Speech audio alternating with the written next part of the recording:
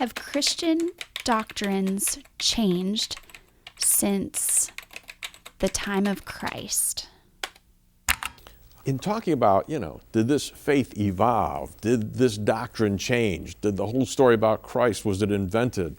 No. You have over and over again these early witnesses saying, this is the scoop, and it's the same scoop, just said in different ways.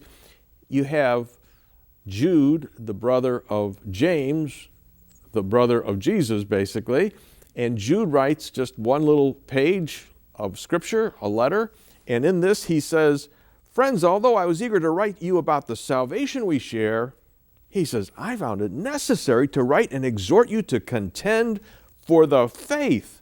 And then he has this interesting phrase, that was once for all delivered to the saints. Now, I've heard some guys say this is about 65, others say we'll take it up to 80, regardless. 80, the faith's been delivered, buddy. It's there, and he's expecting them to defend it.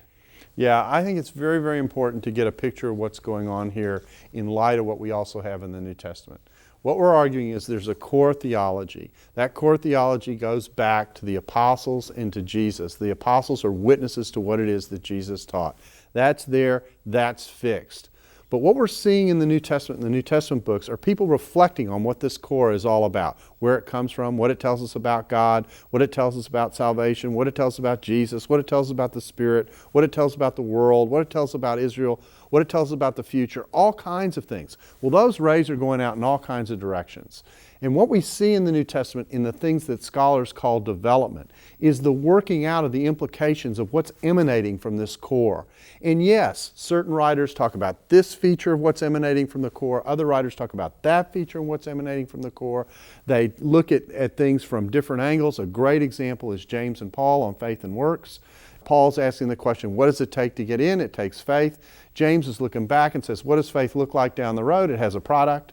Okay, they aren't in disagreement with one another. They're looking at it from different time frames. So you get differences. I don't want to leave the sense that in saying it's once for all or it's one thing, it's all monotone. No, it has depth. And in that depth, you're getting the variation of the implications that are drawing out, with some writers emphasizing some things and other writers emphasizing the other. And you can talk about that kind of development in what you see in the New Testament, but it's all drawing back to this core, this hub out of which it's coming. Yeah, I think that's what we're talking about. The core theology has been delivered to the saints. That's exactly right.